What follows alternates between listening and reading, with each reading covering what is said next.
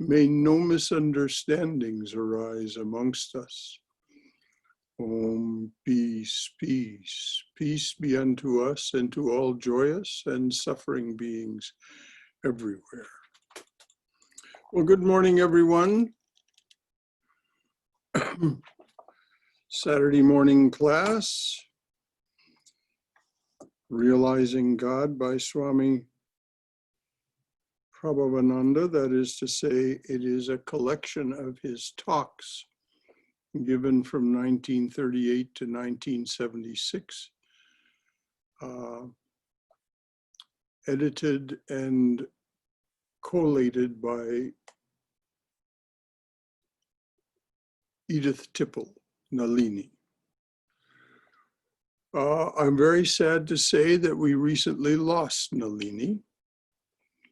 She left the body in August, late August, or mid-August, I guess. She was a dear friend and colleague. She was a great addition to Vedanta in America. The books that she edited and published are great contributions.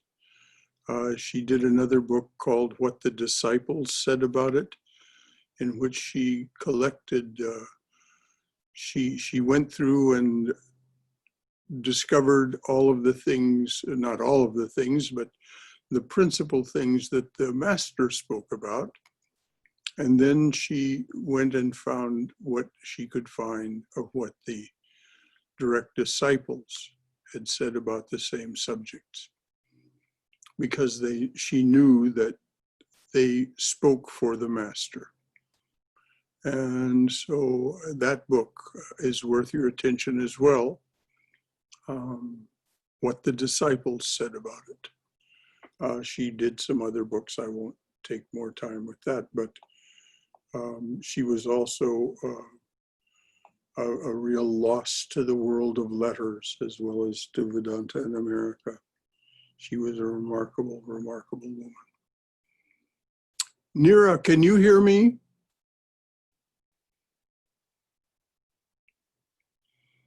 I can't hear you. You haven't unmuted yourself.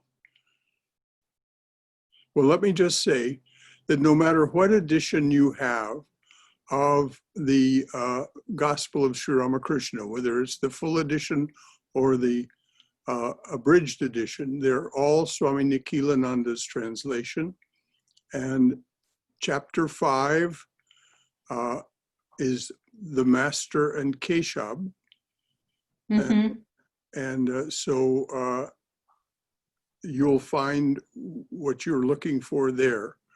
But I will send you a PDF of that chapter 5 just for your own, just for your information.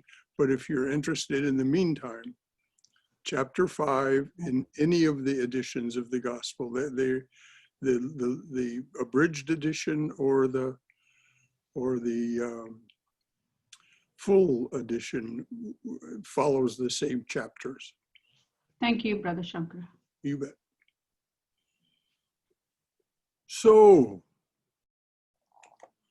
good of you to come this morning. We're going to read and discuss Swami Prabhavananda's talk, Self-Effort and Divine Grace. Now, those of you who are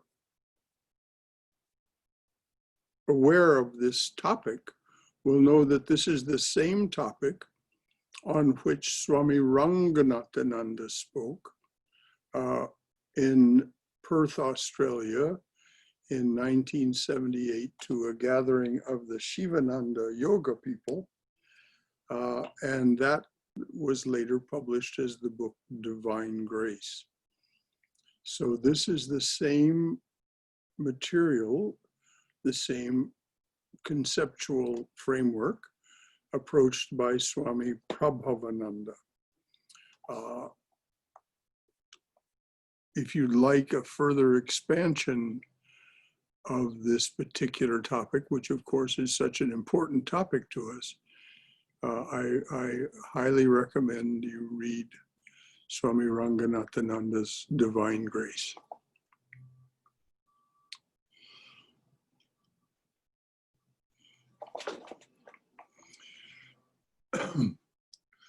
Divine grace is intimately related to God realization. Any spiritual aspirant who has ever had any experience, either the ecstatic vision of God, drunkenness in the love of God, drunkenness in the love for God, or the lower or higher samadhi, lower being savikalpa, that's the one that is still contained within the realm of duality, or higher samadhi, that's the nirvikalpa samadhi, which is beyond thought and speech, beyond duality. So any spiritual aspirant who has ever had any experience, either the ecstatic vision of God, drunkenness in the love for God, or the lower or higher samadhi, feels tangible divine grace. I have heard it declared by great men of God who had attained the highest samadhi that without question, it is due to unconditional grace. And Sri Ramakrishna says this in the gospel, that mother holds the key. So it is by her grace that we have either the lower or higher samadhi. Although, as Jesus said, when you attain purity of heart, then you will see God or know God. But that purity of heart, that ability to attain purity of heart, is also grace, as we'll see. So I have heard it said, the Swami said, I have heard it said by men of God who had attained the highest samadhi, that without question it is due to unconditional grace. Another thing that the master said is the breeze of grace is always blowing. That is to say, it is unconditional. The breeze of grace is always blowing. You have but to raise your sails. As long as we remain bound by doctrines and dogmas and beliefs, so long the idea of divine grace has no sense or meaning. I'm going to repeat that because this is such a key idea. He starts the talk with this really quite remarkable statement. As long as we remain bound by doctrines and dogmas and belief, so long the idea of divine grace has no sense or meaning. The Gita says the right time has to come. And that right time is when you are thirsty for God. My master often used to say, if I give a cool drink to somebody who is not thirsty, he will not care for it. If I give a cool drink to someone who is not thirsty, he will not care for it. You have to feel thirst. And everyone will feel it at some time or another. Everyone will feel it. Nature has given us two purposes, one for pleasure and enjoyment, the other for freedom and realization of God. And if you study the Devi Mahatmyam, the Chandi, you will see it is Mother who offers us both enjoyment and liberation. So the Swami puts it this way, nature, mother, this is an interchangeable term. Nature is the divine mother. Nature has given us two purposes, one for pleasure and enjoyment, the other for freedom and realization of God. Now, we may think I have a choice. And of course, from moment to moment, you have the choice of how you react to the circumstances. But what is offered to you in the moment is not your choice.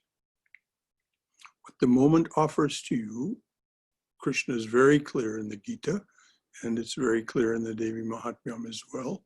What you are offered is the product of the actions of the gunas, which are under mother's control.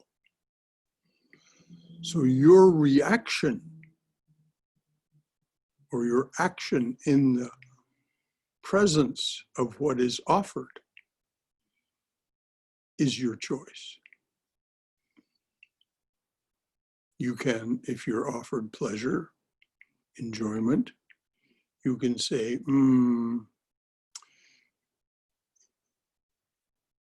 if I enjoy this, will I become attached to it? Am I able to enjoy this without attachment? Because the attachment is where the problem comes in. There's no problem with having pleasure or enjoyment. The attachment is the problem. So this is where our discrimination must come in. Am I able to enjoy this? Am I able to engage in this pleasure without attachment to it? If it disappeared entirely from the universe, would I mourn for it? So there's no problem with pleasure and enjoyment per se. But what is it that offers us freedom? Freedom comes from lack of attachment and lack of aversion. So we're offered two purposes or choices. One for pleasure and enjoyment, the other for freedom and realization of God. The body is considered the city of God with 9 gates through which the soul goes out in search.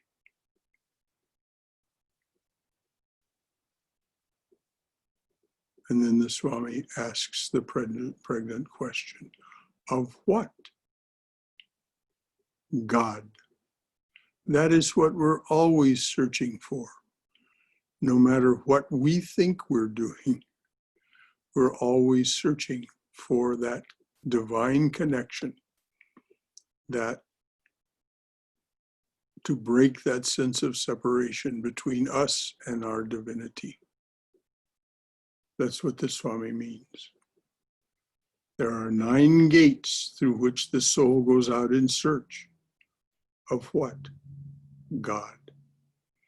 Every one of us, when we seek pleasures, when we seek life, when we seek enjoyment, is seeking God, though we don't know it. Yajnavalkya says in the Great Forest Upanishad, it is not for the sake of anything that we love that thing itself. It is for the sake of the self that is manifesting it, the self that is behind the apparent reality. So he says to his wife Maitreyi, it is not for the sake of the wife that the husband loves the wife. It is for the sake of the self. And then turning it around, he said, it is not for the sake of the husband that the wife loves the husband. It is for the sake of the self. So this is what the Swami means when he says, every one of us, when we seek pleasures, when we seek life, when we seek enjoyment, is seeking God, though we don't know it. And this is why it says in the beginning of the evening hymn written by Swami Vivekananda, breaker of this world's chain, we adore thee, whom all men love. It doesn't matter if they love the Lord in the form of their Ferrari, or in the form of their sailing boat, or you've heard me tell the story of the goat. The farmer loved his goat. So Sri Ramakrishna said, worship your goat. And the man learned that it was for the sake of the self that he loved the goat.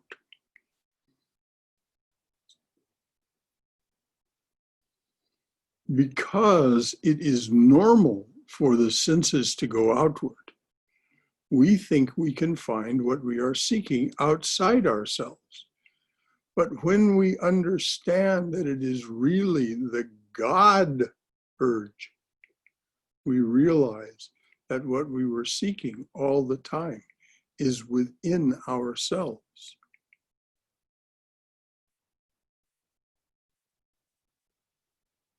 So we may ennoble something by our love of it, and certainly the saints, they love the things of the world. If you read that book, Love Poems from God, you'll find that the saints all love the things of the world, but they love them because of the God within them. And so having seen the God within themselves, actually having become the divine being, each of these saints now sees God everywhere. We understand that it is really the God urge. We realize that what we were seeking all the time is within our very selves. I still hear the words of my master. I take my refuge in thee. I take my refuge in thee. I take my refuge in thee. Now this is Swami Prabhavananda, the spiritual son of Sri Ramakrishna and Holy Mother, speaking. I still hear the words of my master.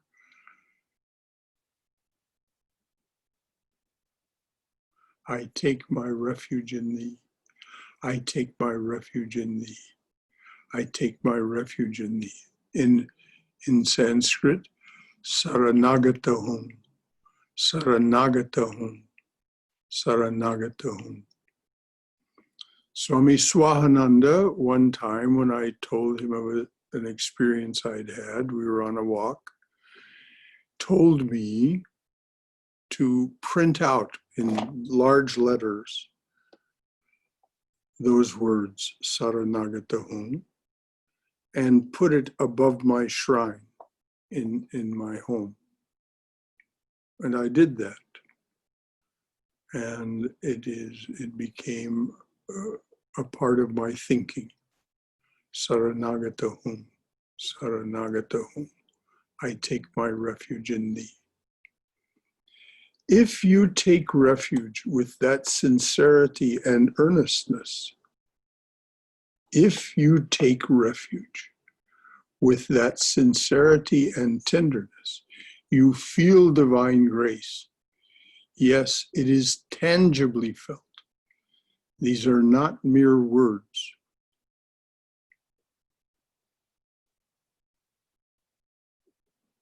So the Swami is making a very great promise to us. If we can earnestly and sincerely say, Lord, I take refuge in thee, O self, I take refuge in thee, then we feel that divine grace. We feel that living presence. Yes, it is tangibly felt. These are not mere words. Religion is not mere listening to lectures, my dear friends. Now, this is the Swami. This is why I say reading this book is like sitting at his knee, because he spoke this personally, even to an audience of several hundred. He would speak this intimately. Religion is not mere listening to lectures, my dear friends, not studying books, but it is something to be practiced. And the practice is to pray, pray, pray without ceasing. Be just a little restless, have a little longing, have a little desire, then practice. So the Swami is saying we don't have to have bhava or prema immediately. We won't. But when we feel that urge within ourselves, a little restlessness for God, a little longing for God, a little desire for God, then nurture it by practice. It's the only way to nurture it. And if you do, then you will have the experiences that the Swami is talking about. Be just a little restless, have a little longing, have a little desire, then practice, and it will grow in intensity. I've known so many of whom this is true. I came to the Vedanta Society of Southern California in 1973. I met many, many people who stayed on, stayed on, stayed on, practiced, practiced, practiced. And they became remarkable human beings because of their experiences. Then we understand what the scriptures tell us. For instance, Christ saying, "Ye have not chosen me, I have chosen you." Then we understand when your restlessness and desire for God grow in intensity. Then we understand what the scriptures tell us. For instance, Christ saying, "Ye have not chosen me, I have chosen you." It is not that he is partial, but you have to long for him. You have to thirst. Seek and ye shall find. So when you do have that longing, grace, which is ever present, chooses you, not out of partiality, but because you have invited it. The divine never forces itself on us, but when we invite, it does answer. Seek and ye shall find. In the Upanishads we read, the self is not known through the study of the scriptures, not through subtlety of the intellect, not through much learning. Now this is so hard for us to get our head around because it's so tempting to read another book. Only if we assimilate what the book says. Only if we make real what it is saying. Not just learn it like we learn mathematical equations or the rules of English grammar. Those are important things, but they are a lower form of knowledge. This higher form of knowledge is something to practice.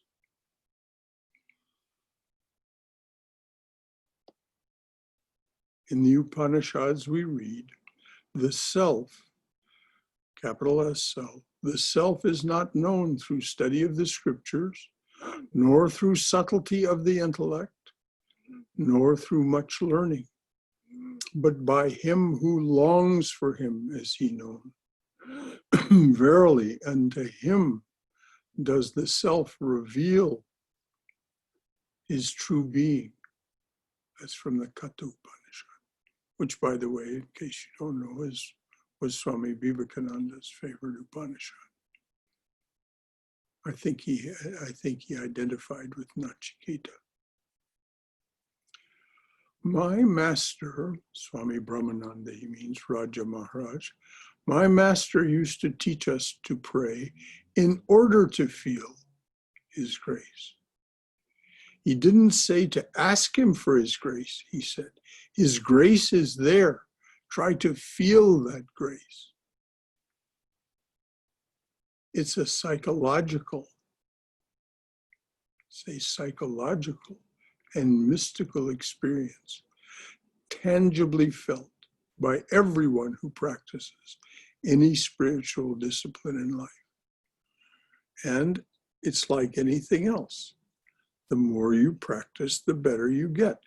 You remember some weeks ago, a couple of weeks ago, whatever it was, I talked about Pablo Casals, who at age 93, having been a worldwide sensation in his field for over 50 years, at age 93, he was still practicing 3 hours a day.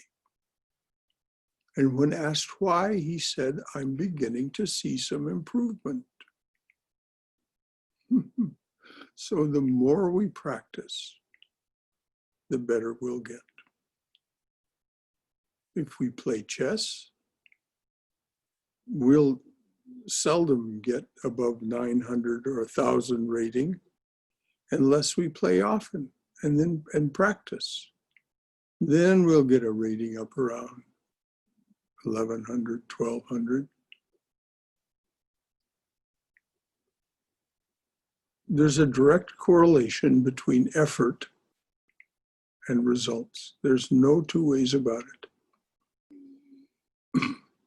It is this grace. It is a psychological and mystical experience tangibly felt by everyone who practices any spiritual discipline in life.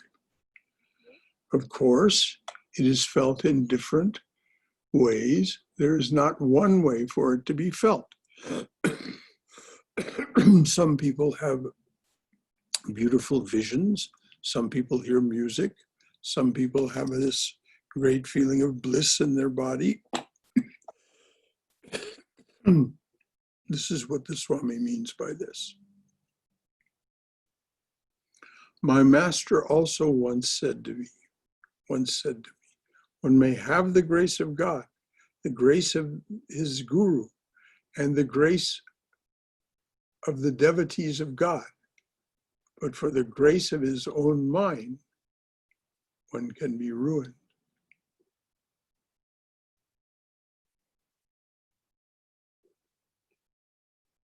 So that's probably a good place to pause. It's 11:30.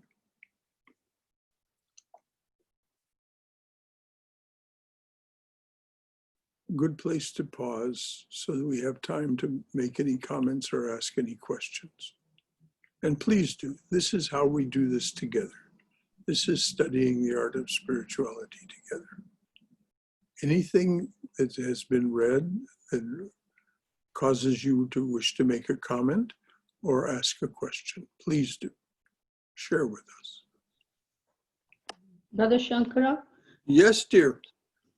could you expand a little bit of this? I didn't understand that, but for the grace of one's own mind, one can be ruined.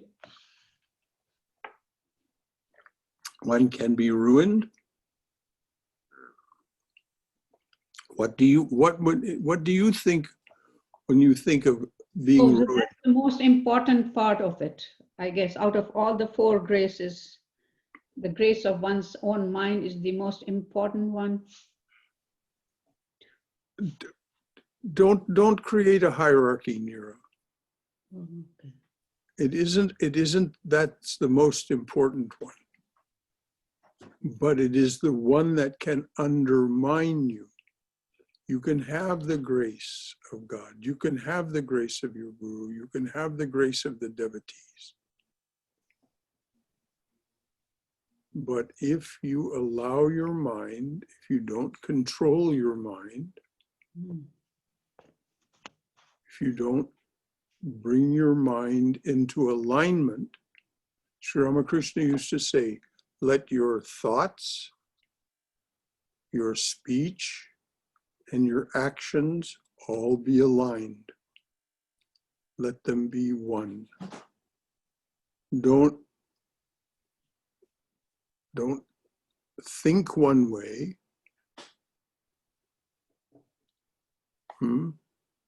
Calculatedly. Sri Ramakrishna said this is the enemy of us, being calculating, being guileful.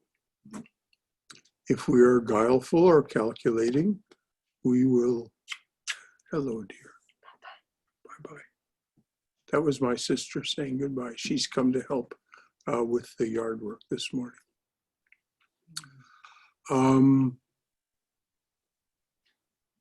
So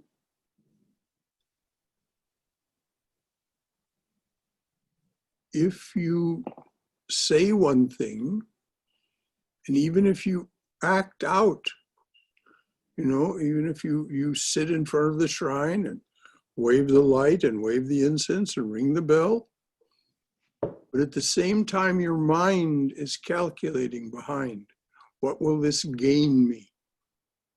What will this gain me? What will my gain in the world be? This is where you can be ruined by your mind. So, Brother Shankara, Yes. this is like saying what we have heard. Mind can be our friend, and our mind can be our greatest enemy. It is both. It's all within us for us to control. It is both, and it can be one or the other at any moment. And so what is it we must do? We must ask the divine presence to share its spiritual treasure with us and give us earnestness and sincerity. And the greatest thing to ask for is love.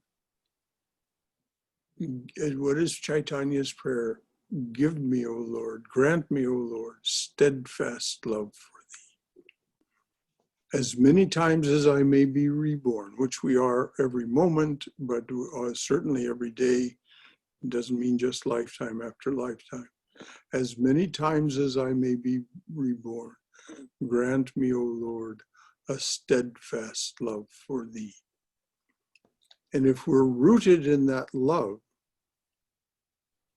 then, and really and truly rooted in that love, and we understand why we love the divine. I mean, without that, there is no life. Are we grateful for being alive?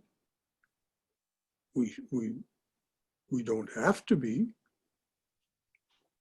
But if we are, then why are we alive? Is it something we did? No, no, no.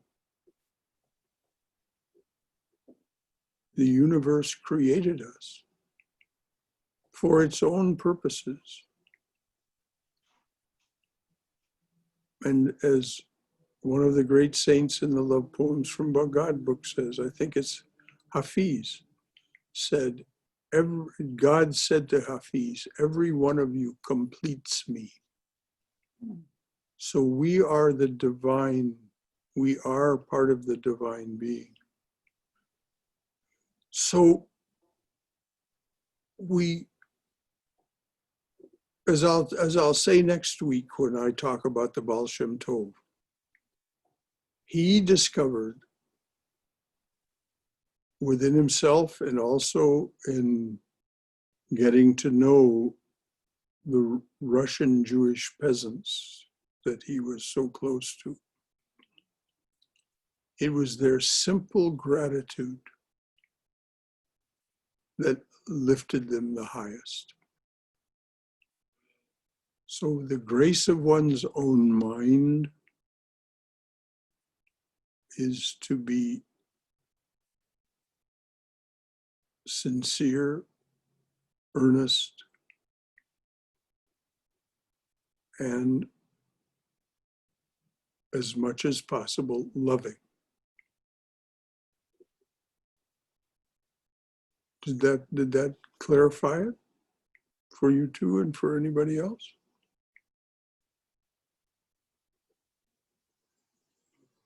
And you're absolutely right, Yes. Vijay.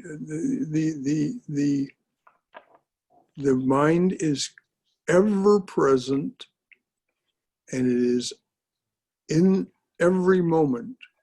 It has the potential of being our best friend and our worst enemy. And Brother Shankara, Yes. you clarify what you said a while ago, that the universe has created me for its own purpose. Does that mean that, as Hafiz said, that you all together make me? That Hafiz said, but we can go more directly to chapter 5 of the Gita. And Krishna saying the Atman created each human being for its own purpose. For its own That purpose. never came clear to me. You can help me with that? I did read it. It did not come home to me. Well, it isn't going to come home intellectually. You're going to have to experience it. You're going to have to ask for that understanding, Vijay. I could explain it to you until we're all blue in the face. And it won't make any sense to you until you experience that I am not the doer here. I am not the creator of this universe. It is projected through me by the Atman for its own purposes. And the Atman experiences what we experience, and as Krishna says, and thereby sanctions those experiences. But you're never going to understand it intellectually. Yes, I will work on it based on your explanation, but I still need help with those words What words? about Atman creating it for its own purposes. Created If you you, help me with those words, I'll work on them. it created Vijay Nikor. The Atman created Vijay Nikor for its own purposes. For Vijay's purpose, right? No, for its own purpose. emphatically not Vijay's purpose. For the Atman's own purposes. Okay, so For the Atman's not self-realization, our purpose. Say it again. Self-realization is Vijay Nikor's purpose in life, right? That's the highest purpose. As it says in the Devi Mahatmyam, Mother has created us both for enjoyment and liberation. As far as she's concerned, the enjoyment part is paramount. Mm-hmm.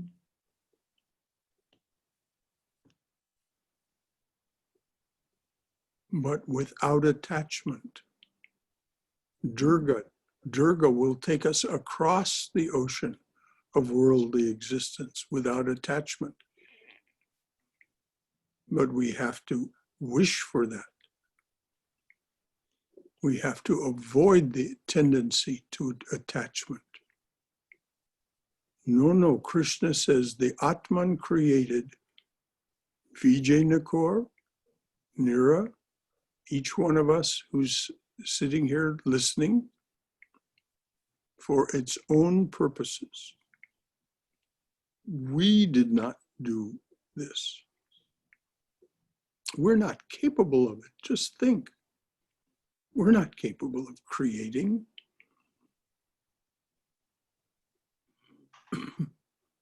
I think, Here, go ahead.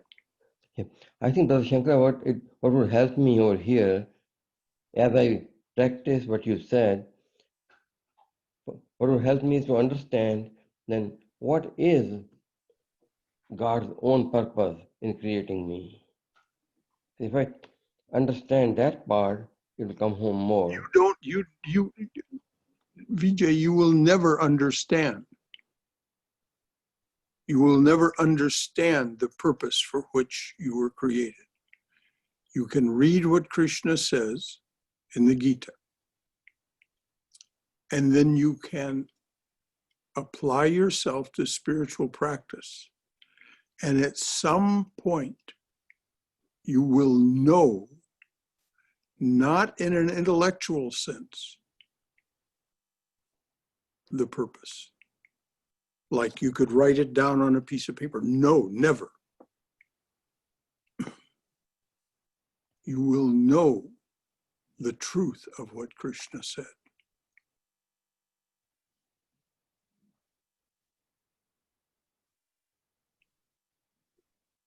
That the Atman created you for its own purposes. And, the purposes are absolutely inscrutable.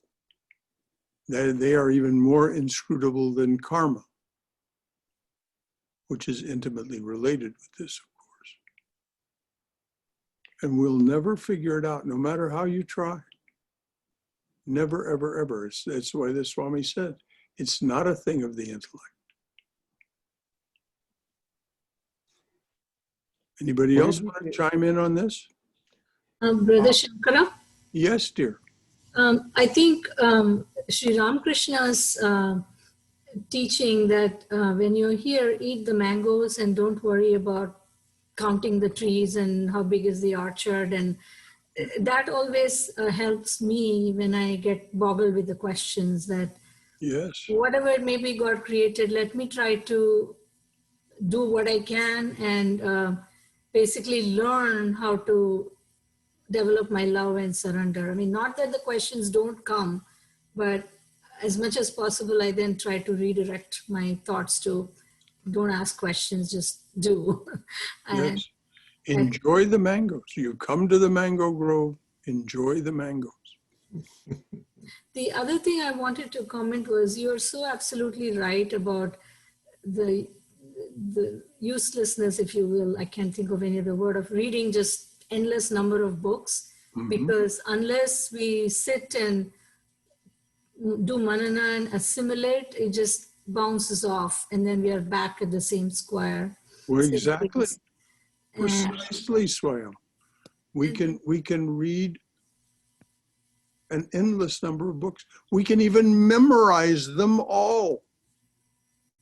We can know every word in every book we ever read. Vivekananda had that, and he came to see it as a problem.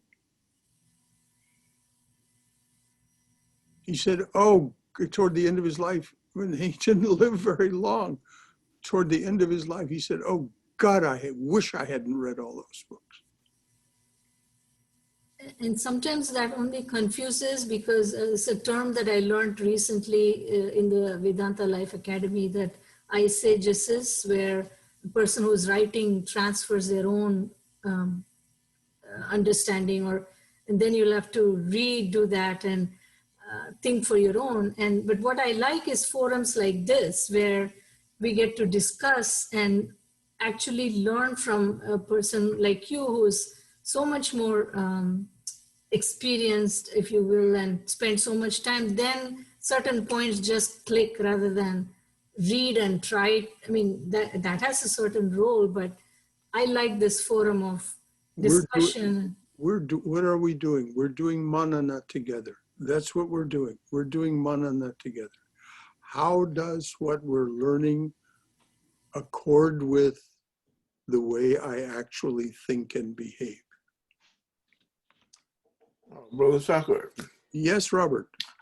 I think that if we're willing to accept God as the creator, then we have to trust and believe that our purpose for being here is his purpose. And I agree with you. I don't think we will ever understand it. No. And one other thing, before I go, I got from you today an excellent definition for attachment. You said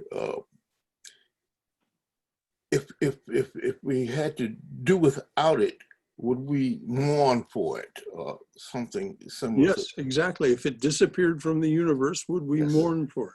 Yes, and that definition causes you to really go into it and see it as it really exists, Yes. as it really is. The reason for spiritual practice is so that we develop faith, real faith. We start with working faith. I have a working faith in the teachings of my teacher, of the scriptures, and so on. Then as we do our practice, something opens up within us. As Swami Vivekananda said, the potential of divinity is there in every one of us. And religion is nothing more than the manifestation of the divinity already within. Then we know, but all of these books and lectures and talks and all these things in the world are the attempt of someone who's had some knowledge to somehow communicate it. Well, what the important point, as the Swami is saying in this lecture that he gave, is practice, and then you will have your own experiences. Then there will be faith. Mm-hmm. And your definition for attachment, it leads you naturally to the next step. Which is?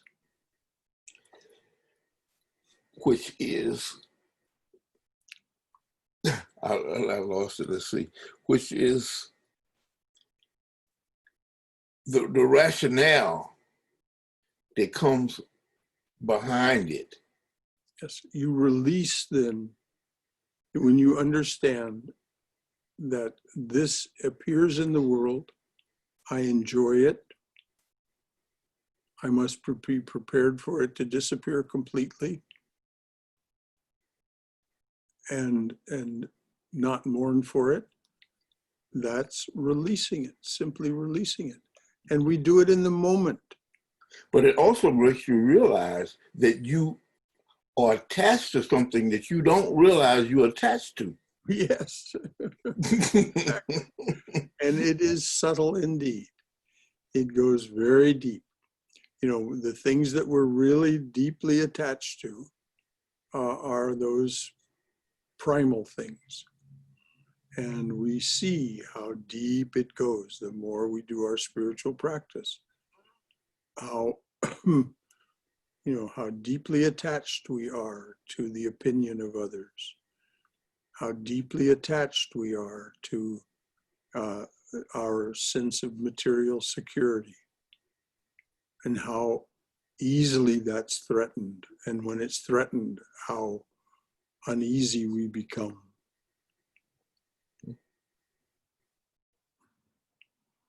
And so, but this is as Sri Ramakrishna and as Sri Krishna and all of the great teachers tell us, all of these things happen for us at the right time. Thank you, Robert. Brother Shankara? Yes, dear. I think on top of this page, that struck me when it says, practice is to pray without ceasing, but just a little restless, a little longing, and a little desire, and then it will grow. So that should include also a little reading, intellectual reading, not a whole lot of books. What we need is more practice and praying. Yes. Well, we have to have the instruction. We have to have, as Sri Ramakrishna says to M very early in the gospel, he says, you have to have the letter with the instructions in it. But once you've read the letter and you've assimilated the instructions, then you follow the instructions and you don't need any more instructions. We keep looking for the magic bullet. We really do. This is the natural thing for human beings. You know, we know we have these issues, we know we have these concerns, and yet we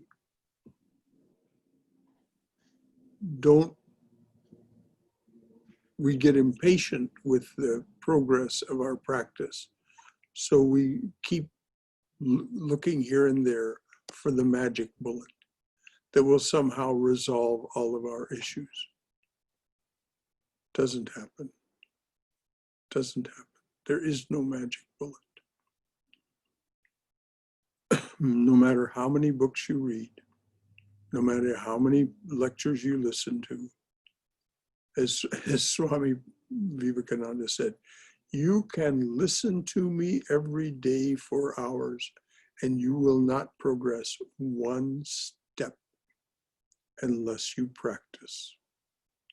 I quoted that at some length either last week or the week before. I think it was the week. I think it was it was the one on practice. Yeah, a little improvement talk. I read something interesting in the complete works, and I'm not sure if I'm quoting it right, but Swamiji said something like, you may have your library full of books, but you will only read those that you are destined to read, or something like that. Yes, of course. We keep thinking that we are the doer. We're not the doer. We are that which reacts, that which experiences. The doing, Krishna makes it so abundantly clear. Vashishta makes it clear. This apparent reality that we experience is nothing more than a vibration of consciousness. And so it reflects in us. And we think, oh, this reflection of consciousness that's appearing in me is me doing this. No, it's the gunas doing it. So we have to remind ourselves over and over, I am not the doer, I am the experiencer. And I can react to the experience, or I can, more optimally, I can act based on wisdom in response to the experience. So if the experience is one of pleasure, my action is release. I had the pleasure in that moment. I won't yearn to have that moment again. If it ever occurs again, if I have another milkshake later on, wonderful. But don't go looking for milkshakes.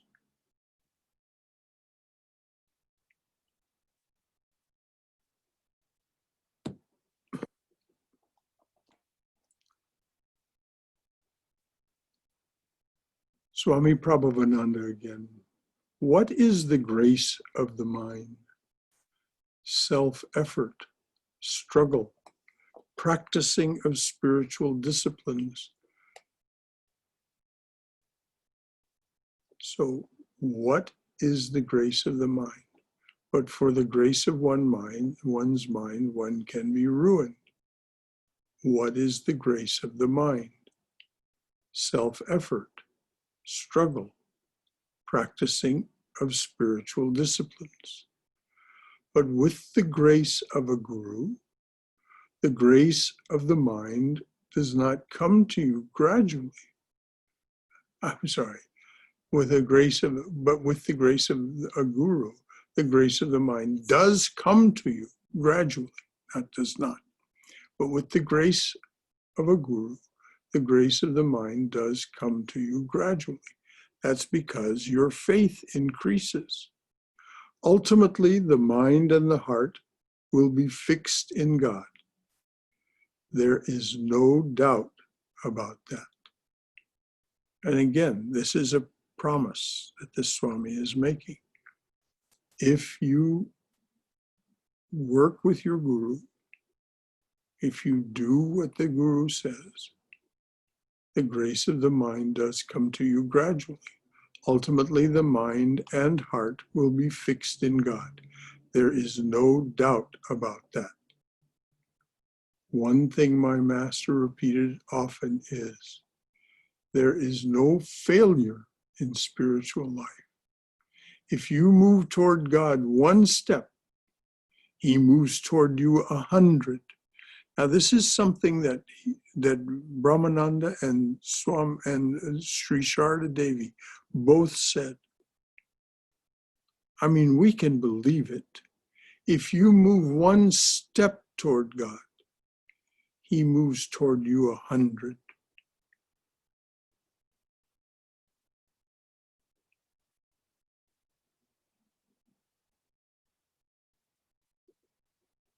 No attempt is in vain. We find a philosophical contradiction. On the one hand, grace is the last word. Of the other, self-effort is. Sri Ramakrishna reconciled the two sayings. The breeze of grace is blowing for all. Set your sail to catch that breeze. There is no question of God being partial or impartial. There's no question of God being partial or impartial, personal or impersonal. He is within us, like a magnet drawing us. You know, one name for God is Hari, which means one who steals our hearts. Now, that word can become very dear to you, Hari. We say it reflexively when we say Hari Om. Let's not say it reflexively. What it says is Hari and Om are identical. Hari and Om are the same. Hari Om. That which is drawing us, that which is stealing our hearts, if we leave them vulnerable to him, if we invite him,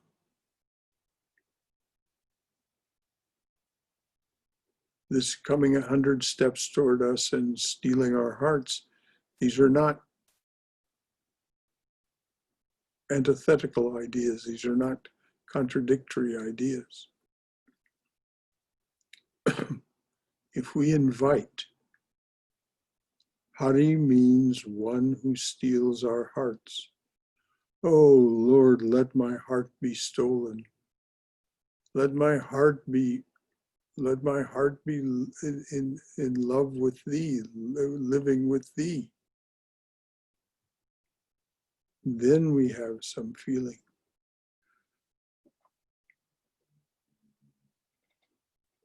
Another Sanskrit word is madhura, the sweet one. That magnet is drawing us all the time. But the point of your needle, he says the needle, I'm going to change it, but the point of your needle is covered with dirt and dust, so it does not feel the attraction of the magnet. That's the condition we are when we begin our spiritual practice.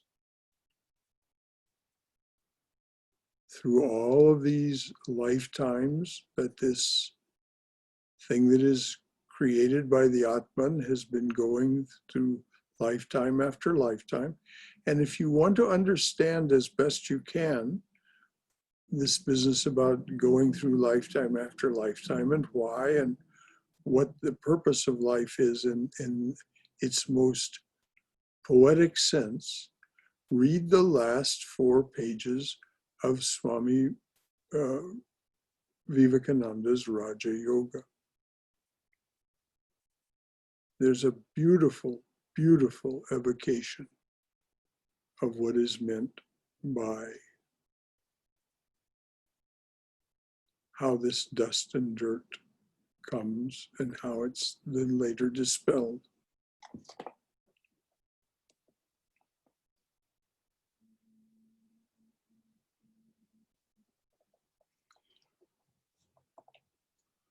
The magnet is drawing us all the time, but the point of the needle is covered with dirt and dust, so it does not feel the attraction of the magnet.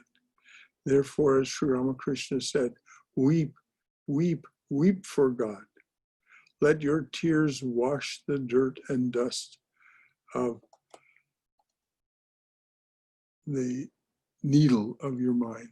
Let your tears wash the dirt and dust off the needle of your mind. Or wash the dust and dirt of the needle of your mind. Then you will feel the drawing of the magnet.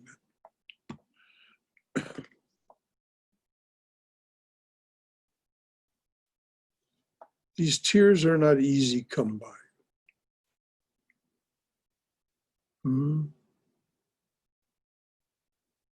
We start with just this small attraction, this small idea.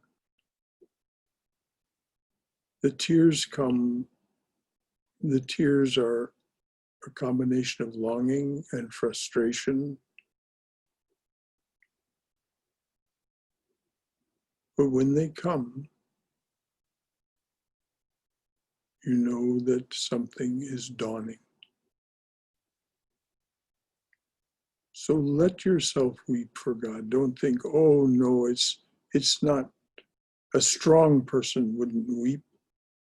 Ha ha ha. That's just the opposite. So it's just a little afternoon. Well, I'm going to leave the reading there, and we'll finish up next week. Any other comments or questions? Yes, Brother Shankara. Yes, Aaron. I find that if coffee were to disappear entirely from the universe today, I would find myself mourning. Well, yes. That's very honest. If coffee were to disappear, a lot of us who enjoy coffee would think, oh, that's a damn shame. And we might mourn for it a little.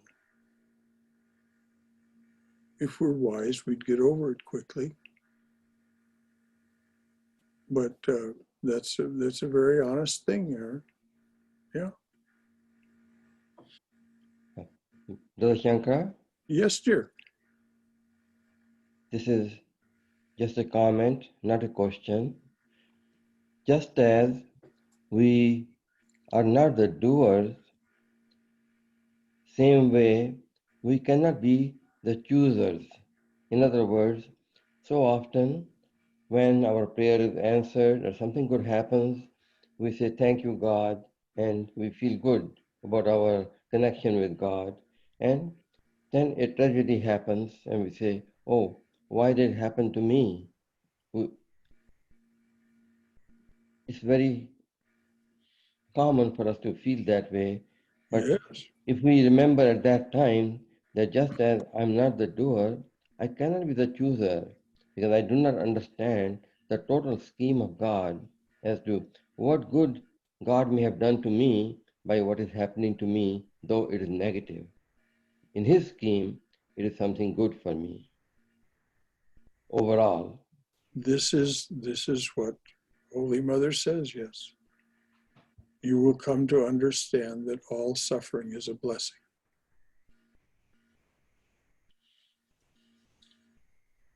Brother Shankar, Yes. yeah, what was just shared. Yes, Neil. Oh, hey, it just reminds me of the story of I think King Shantanu and Ganja, where the one condition for the marriage between them was that he doesn't ask her any questions about what happens, to be with her, and if he asks that question, then the marriage between them dissolves, and it just kind of makes me, as was just shared and it was shared earlier, just like, yeah, like by questioning why is this happening? Or when I do that, right, it kind of ruins that or dissolves that relationship that I have with the grace that's flowing around all the time, because then I start trying to figure it out, and that and similar to what a lot of the talk about, the over intellectualization of trying to find this connection. I find that is a major block for me when I start getting into the, why is this happening, and questioning instead of just seeing what is in front of me. Yes. As one of the saints in that book, Love Poems from God, says, only in us is God so confused that he asks questions. It may be St. John of the Cross that said that. It's one of the Catholics, I think. Only in God, only in us, and only in human beings is God so confused that he asks questions.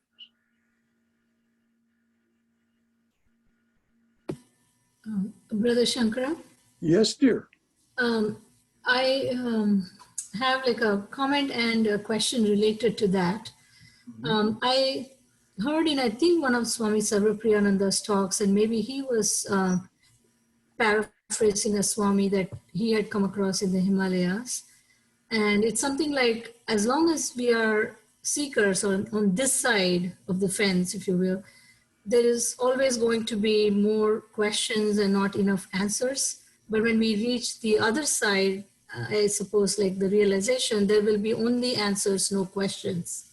Yes. So can we use something like that as a part of our prayer when we get boggled with questions, and just put a stake there and say, yes, when I reach there, I will have only answers, no questions. So let me not get mired with these questions.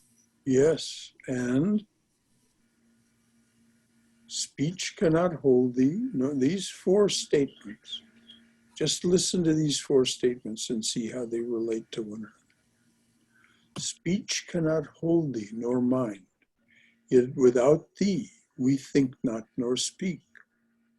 Love, who art partial to none, we are equal before thy sight. Taker away of our pain, we salute thee, though we are blind. Come to the heart's dark cave and illumine, thou light of the light. Come to the heart's dark cave and illumine, thou light of the light.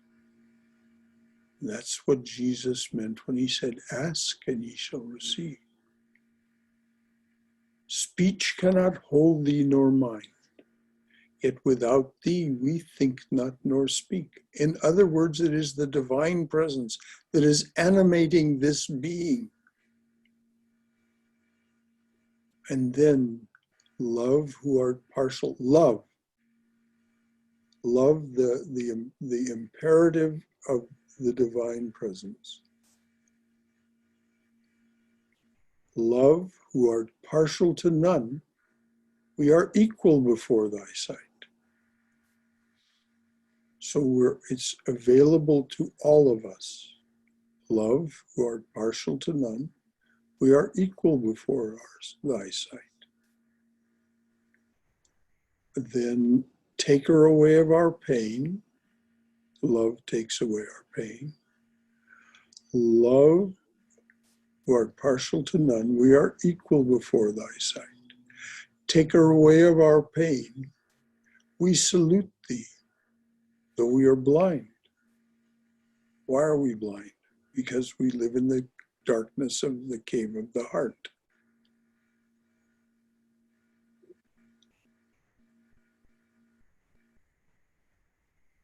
Taker away of our pain, we salute thee, though we are blind. And then the plea, come to the heart's dark cave and illumine, thou light of the light. Take us to the other side, as you said, Swami, where there are only answers, not the endless pain of questions and separation.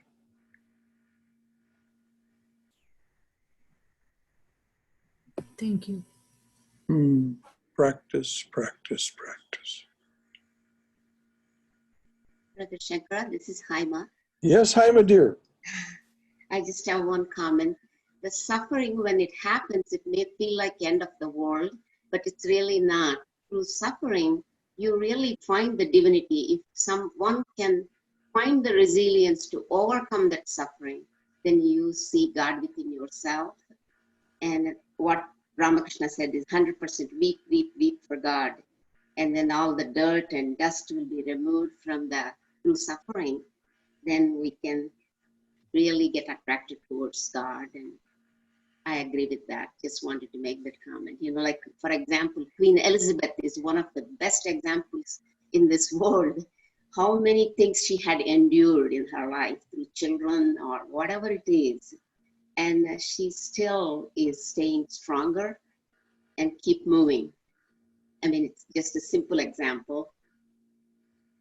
Yes. Suffering does come. The more suffering it comes, it feels like end of the universe, but it's not. It just, through suffering, you grow a lot. And if you really look at the bright side, but you could take two paths, either the bitter path or the better path. The better path leads you to divinity, and the bitter path leads you to the end of the world. Just wanted to make the comment. Thank you. Well said. Thank As the poet said, this too shall pass. you. Yes. Speaking of things that lighten your heart, for those of you who aren't aware of it already, on Wednesday night, the latest issue of American Vedantist, which is an online magazine, was published. If you're not already a subscriber, you can go to americanvedantist.org and see the latest issue. If you like what you see, then you can scroll down to the bottom of the page, and there's a little thing under Contact Us. There's a little thing that says Join Our Email List. But you can, if you just go to americanvedantist.org right now, or our face, or the center's Facebook page, you will find the latest edition of American Vedantist. I encourage you to do that.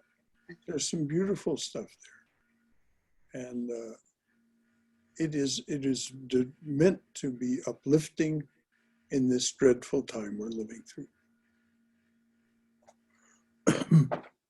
Brother Shankara?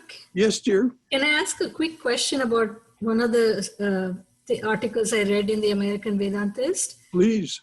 I was intrigued by the story written by William Page. Yes. About that Finnish girl and Sri Ramakrishna reborn.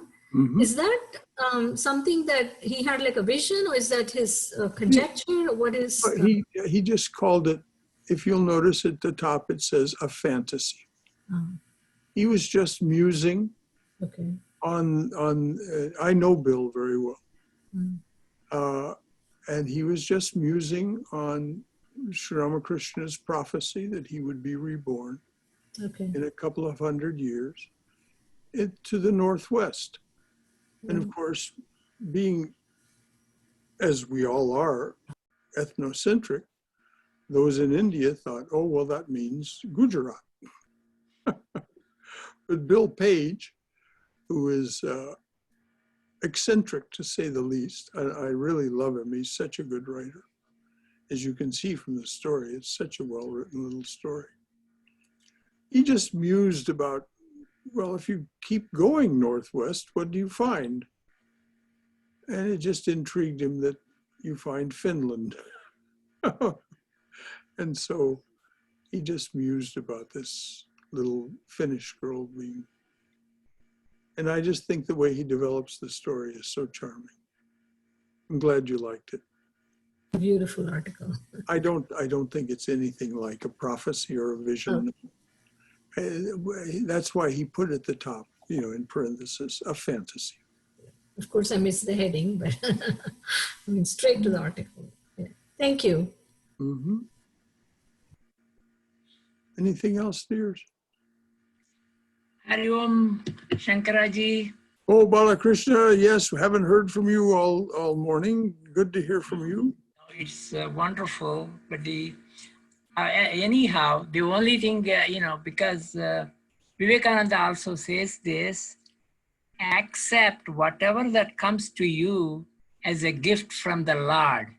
If we practice that, everything becomes so easy. At least that is my experience, and that's what I feel. Yes, and if you read his letters, you'll find that at times in his life, he too struggled with this. Yes.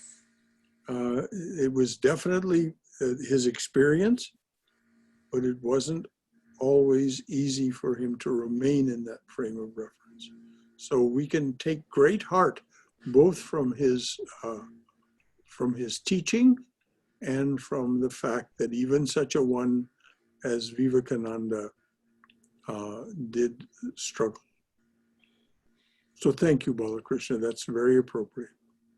And the other thing is, I have 3 copies of, Divine Grace. Mm-hmm. Someone wants it, I could leave it at the library someplace at the, at the center. Okay, good. So. And if you leave it here, Balakrishna, and Yes, somebody sir. wants it, Yeah. and it's difficult for them to come and get it, I can mail it to them. I'd be happy.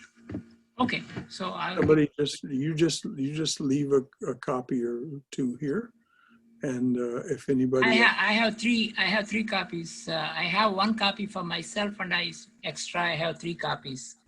Good. There. Well, if anybody wants me to mail them one, Balakrishna will leave one here as a gift for you, and just email me.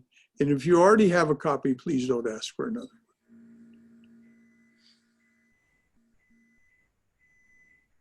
Okay.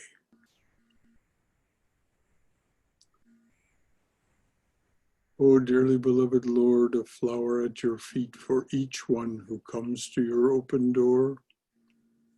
A flower at your feet for each one who stands by your open door and says, come to me, offering to break this world's chain that binds us down to ignorance, suffering, and death. A flower at your feet for each one who takes the path that you have struck through this, your jungle world. Om Amen. Om Shanti, Shanti, Shanti. Peace, peace. Peace be unto us and to all joyous and suffering beings everywhere. Om.